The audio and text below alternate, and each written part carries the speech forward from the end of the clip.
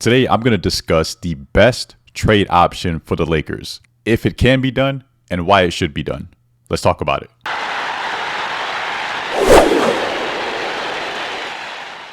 I've made videos before explaining what, in my opinion, is the best trade option for the Lakers.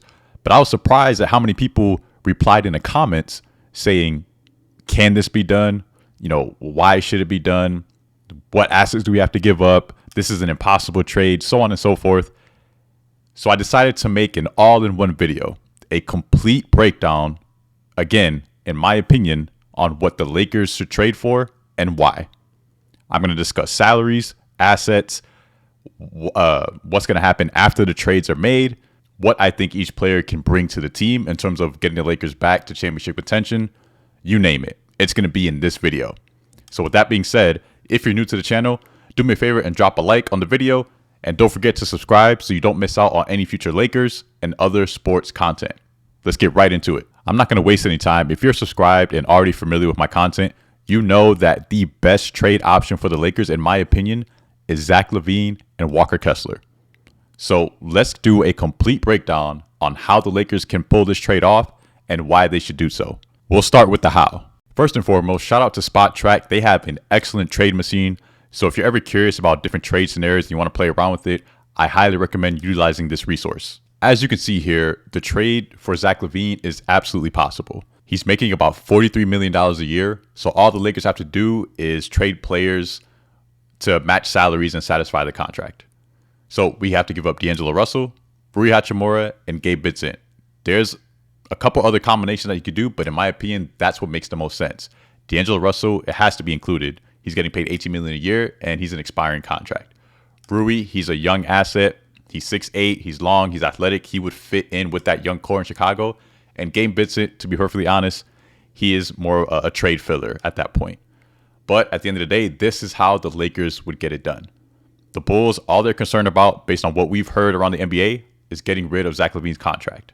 So we don't have to include any picks, first round, second round, no picks whatsoever. It's all about salary matching. This is how we would get the Zach LaVine trade done. Now, let's look at Walker Kessler. So for Kessler, it's a little bit simpler. In terms of salary, he's only making about $3 million a year. That's easy. We give them JHS, Jalen Hood-Schifino, and that satisfies the salary. No problem. However, reportedly, well, first of all, to be perfectly honest, as we all know, or as we have all heard, the Utah Jazz have taken Walker Kessler off the trade market. I don't know if that's necessarily true. One, because they're still taking offers or listening to offers from other teams because they keep rejecting them. So clearly they're looking for something. They just haven't gotten the right package yet. So I still think Walker Kessler is available for trade. But the problem is they're asking for 2 first-round picks. And that's where a lot of people have hesitation. But in my opinion, there shouldn't be any hesitation. I would offer the 2 first-round picks for Walker Kessler. We're going to get to the why in just a second, all right? But now we're just finishing up the how. So again, Jalen Hood-Schifino and 2 first-round picks. Yes, one of the picks I included was a protected. But at the end of the day, it's 2 first-round picks. This will satisfy the trade for Walker Kessler. Now, there shouldn't be any questions about how we can get this done. But if there are, just go ahead and drop them in the comment section, man. We'll go ahead and chop it up. Now, let's kind of transition over into why they should trade for Zach LaVine and Walker Kessler. I'm going to start with Walker Kessler because I think that would be the easiest to break down in terms of why. And I think he's the player that most of us would agree on.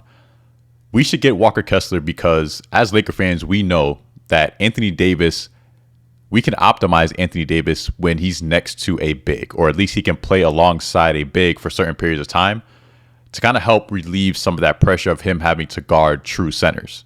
Walker Kessler is a true center. He's a legit 7-footer. He's big, he's strong, and he's skilled on both ends. He is certainly a superior defender than he is an offensive player. What you guys have to realize is that he's only 23 years old. So his offense is going to get better, especially under the tutelage of Anthony Davis and with the coaching of JJ Redick. That being said, as good as he is defensively, offensively, he's still better than what we currently have, which is Jackson Hayes and Christian Koloko. The last time we won a championship, we had a legit 3-man lineup of just competent bigs. We had Anthony Davis, we had Dwight Howard, and we had JaVale McGee. I think we need to lean into that strategy a little bit more, and Walker Kessler can help out tremendously with that. And again, he's only 23 years old. So this is an asset that we can invest in long term. Now, some of you might ask, well, Walker Kessler himself is on an expiring contract. So how are we going to pay him?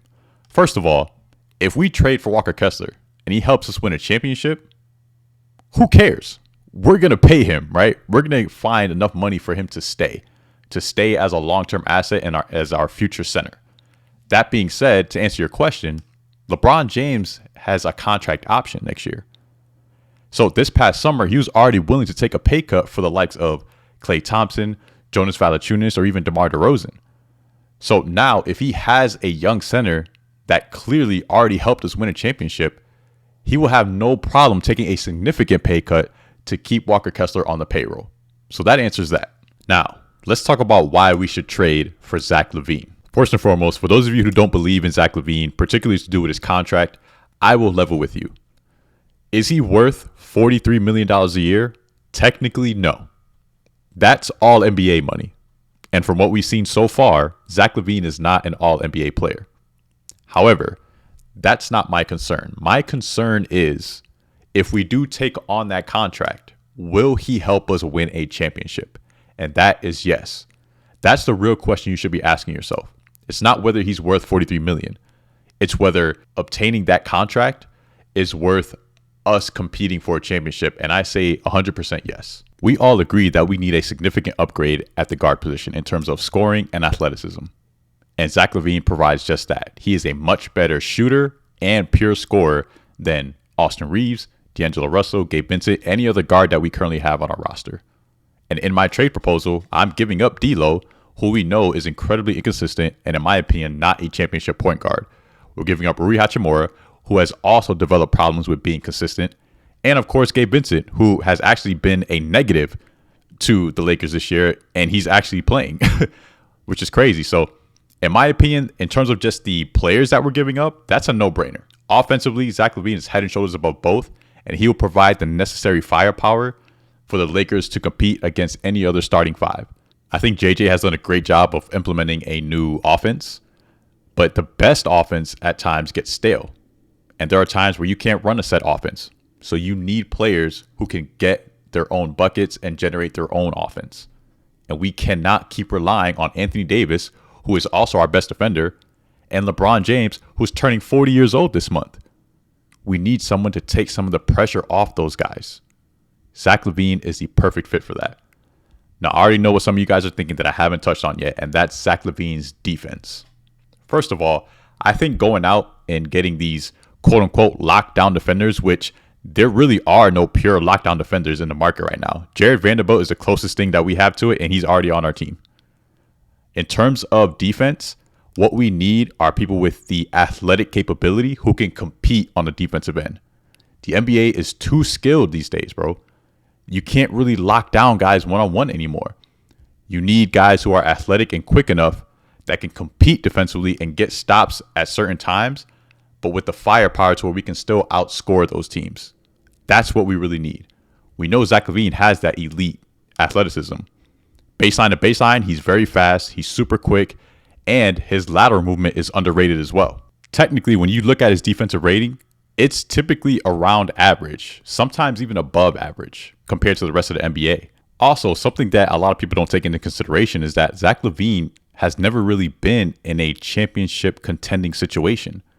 So if he comes over to the Lakers, that's exactly what he'll be in. So imagine the buy-in that we can get from Zach LaVine.